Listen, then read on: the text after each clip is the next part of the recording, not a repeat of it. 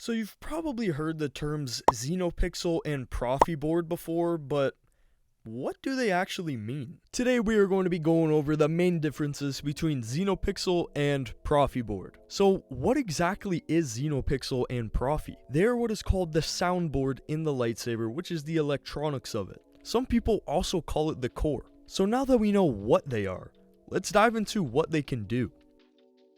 Xenopixel lightsabers are pre-installed with a ton of different features, like being able to change the blade color, sound fonts, blade effects, there's also blaster deflection, lockup, and those are just the ones off the top of my head. They look and sound incredible, and from the ones that I have, they're very durable. I've dropped them a lot when I was learning how to do the spins and dueling with some of my friends and my brothers, and they all work perfectly fine, which sometimes surprises me because I've had some pretty bad drops in my day. You can also add sound fonts to your Xenopixel if you get the SD card and then put it into your PC or laptop, whatever you're using. And it's actually pretty easy. I've never done it before, so I wanted to give it a try for this video. And I watched a video explaining how to put on the sound font by Matt Reacts. I'll put a link to his video in the description below if you want to go ahead and try it yourself. And he did an amazing job explaining what to do and how everything works. And after like 30 minutes, I got it.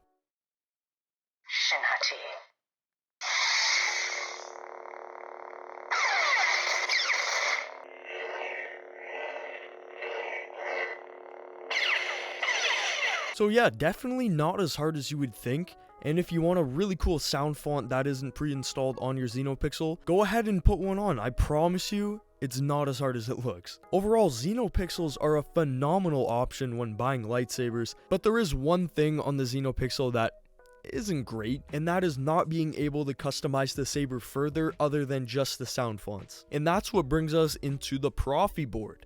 With the Proffie, you get everything that the Xenopixel does. You're going to have the NeoPixel blade. It's going to look incredible. You're going to be able to change your ignitions, your blade color, sound fonts, blade effects, all that good stuff. But you are going to be able to customize your saber to a crazy extent. Just one of the features that you can put on your lightsaber is an effect where it's one color when it turns on and when it's still, but when you start to swing it around, it fades to a different color. And then when you stop swinging it, it goes back to the original color. I got a saber from Kyber Sabers installed with the Proffie board V2.2, and that feature, having the one color when you're not swinging the saber, but when you start swinging it, it fades to the other one, is probably my favorite thing that particular saber can do. But they can do so much more if you want. The blaster deflection could be purple. You can make how long the light comes out of the hilt and retracts back into the hilt longer or shorter, depending on what you want. You can customize so many little details on the saber to make it exactly how you want, and that's why it's considered the best board that you can get. Now, the only downside with this saber is to get all these super cool details, you have to be, in my opinion, very skilled with coding. It's a big learning curve because a lot of the coding that goes down is very complicated. There are a lot of videos on YouTube that explain the coding and kind of go step by step. So if you want to take it up, I mean, have at it by all means, but it is very difficult to do.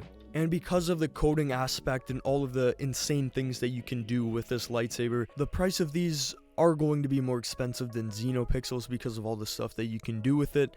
The prices do vary from website to website. It could be more expensive by, a couple $100 or $100 on one, and then be $70 on another. So just keep that in mind when you're looking to buy a Proffie. Now that we know what each board can do, let's talk about the main differences between the two. So again, with the Xenopixels, everything is going to be preset. The blade colors, blade ignition, sound fonts. You can add your own custom sound fonts, but that's it for the customization on the Xenopixel. You'll have a NeoPixel blade, and they're cheaper than the Proffie. As for the Proffie, you have everything the Xenopixel can do, except you can add a lot of really detailed things onto the saber with the help of coding. They're going to be more expensive than the Xenopixels. Like I said before, the prices vary from website to website, but typically they're going to be around $100 more than the Xenopixel option.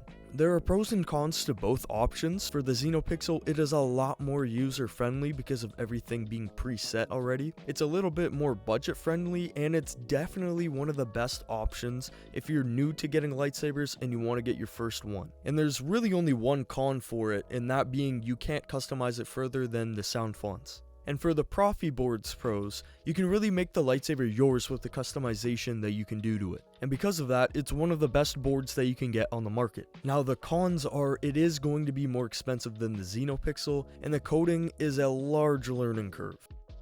But those are the main differences between the Xenopixel and the Proffie board. I hope you guys learned something new, or maybe I answered a question that you had. If you guys do have any more questions about the differences between the boards, put them in the comments and I'll do my best to answer them. But this is going to be the end of the video. I hope you guys enjoyed. If you did, make sure to leave a like and subscribe to the channel. It really helps me out. Now, I went over the two most popular types of boards. There are a ton of other ones out there. If you want me to do videos on them, I would be glad to. Just put it in the comments and I'll know to make it. So once again, I hope you guys enjoyed, and I'll see you in the next one.